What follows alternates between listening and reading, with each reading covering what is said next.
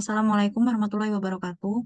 Perkenalkan saya Farah Nur Aziza dengan NIM 23031030026 dan teman saya. Puratain Zahira dengan NIM 23031030029. Di sini kami akan mempresentasikan tugas proyek kami mengenai prediksi kesehatan maternal menggunakan metode LVQ. Learning Vector Quantitation atau biasa disingkat LVQ merupakan sebuah metode pembelajaran dalam lapisan kompetitif dengan cara mengawasinya. Secara otomatis, lapisan kompetitif melakukan pembelajaran untuk mengklasifikasi vektor input. Namun, kelas yang ditentukan pada lapisan kompetitif hanya bergantung di antara jarak vektor input. Jika kedua vektor input sangat mirip, lapisan kompetitif akan menempatkan dua vektor input tersebut ke kelas yang sama.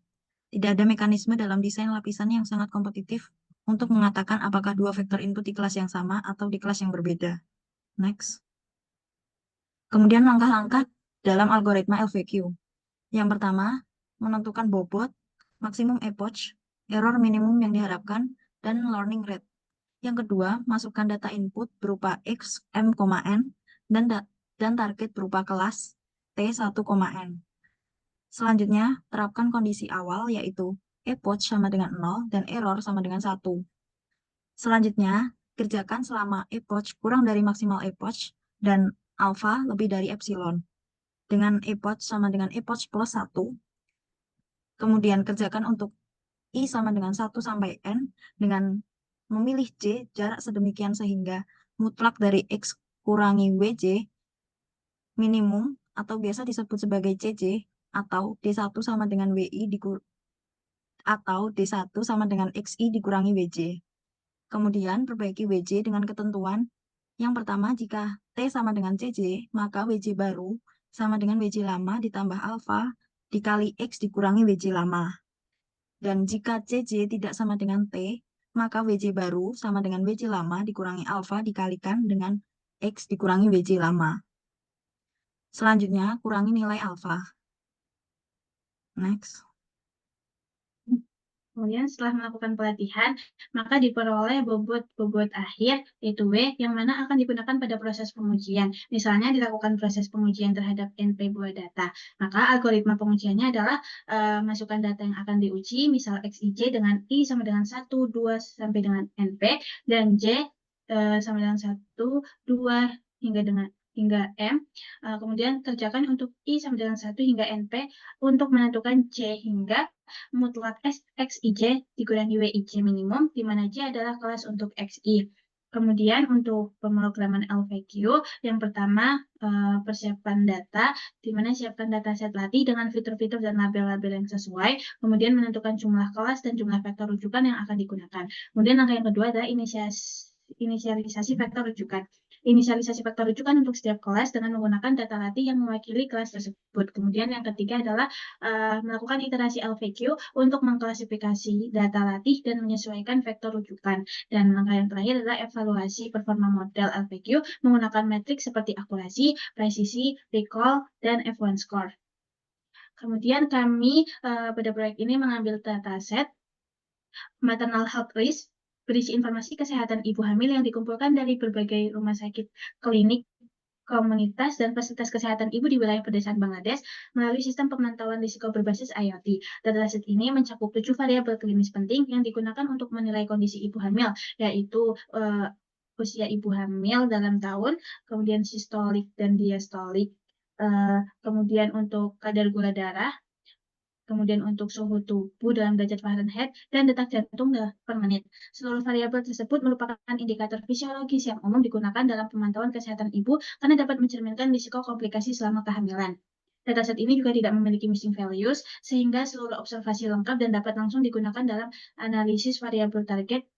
Dalam dataset ini adalah risk level, yaitu kategori tingkat risiko kehamilan yang terdiri dari 3 kelas, yaitu low, mid, and high risk. Kategori ini mempresentasikan tingkat potensi bahaya berdasarkan kombinasi atribut kesehatan sebelumnya, dan menjadi fokus pemodelan untuk mendeteksi risiko kehamilan secara dini. Secara keseluruhan, dataset ini disusun untuk mendukung upaya pencegahan risiko kehamilan dan menjadi bagian dari kontribusi terhadap target Sustainable Development Goals, khususnya dalam menurunkan angka kematian ibu melalui pemantauan kesehatan yang lebih akurat. Kemudian untuk implementasi LVQ-nya, kami gunakan untuk prediksi tingkat risiko kehamilan. Sebelumnya, learning factor quantization adalah pembelajaran terbimbing yang digunakan untuk klasifikasi pola. LVQ bekerja dengan cara membandingkan vektor masukan dengan vektor referensi atau prototipe dan mengklasifikasikan ke kelas yang paling mirip. Pada proyek ini, kami membangun sebuah web sederhana untuk memprediksi tingkat risiko kehamilan menggunakan metode learning factor quantization.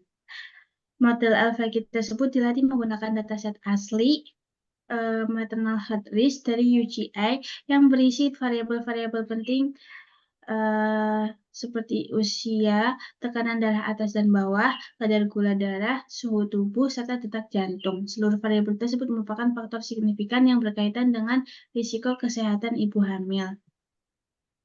Kemudian untuk alur penggunaan sistemnya, di sini user akan menginput data parameter medisnya beserta usianya.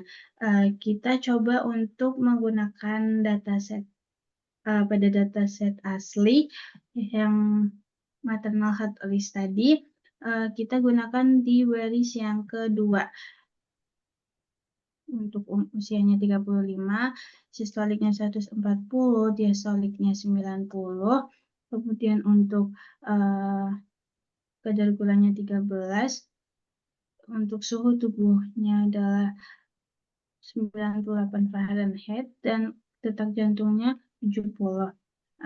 Ketika user submit data, maka sistem akan memproses parameter medis yang tadi itu ke pemodelan LVQ, sehingga nanti user akan mengetahui tingkat risiko kehamilannya.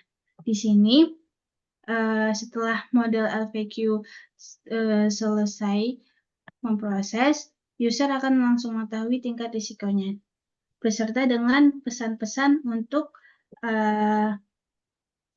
bunda. Kemudian nanti user bisa kembali ke halaman utama. Selanjutnya, kita lanjut ke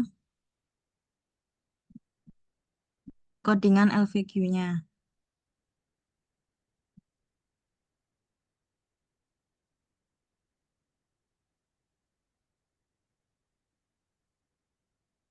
Di sini pada tahap evaluasi, model LVQ diuji menggunakan data yang sudah diseimbangkan menggunakan smooth.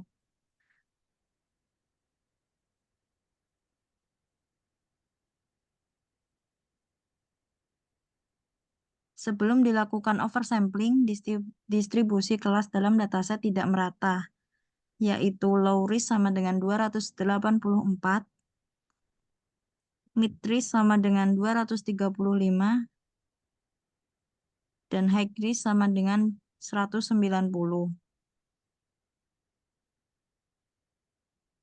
Yang berpotensi menyebabkan model lebih condong mempelajari kelas dengan jumlah terbanyak. Setelah smooth diterapkan, seluruh kelas berhasil disetarakan menjadi 284.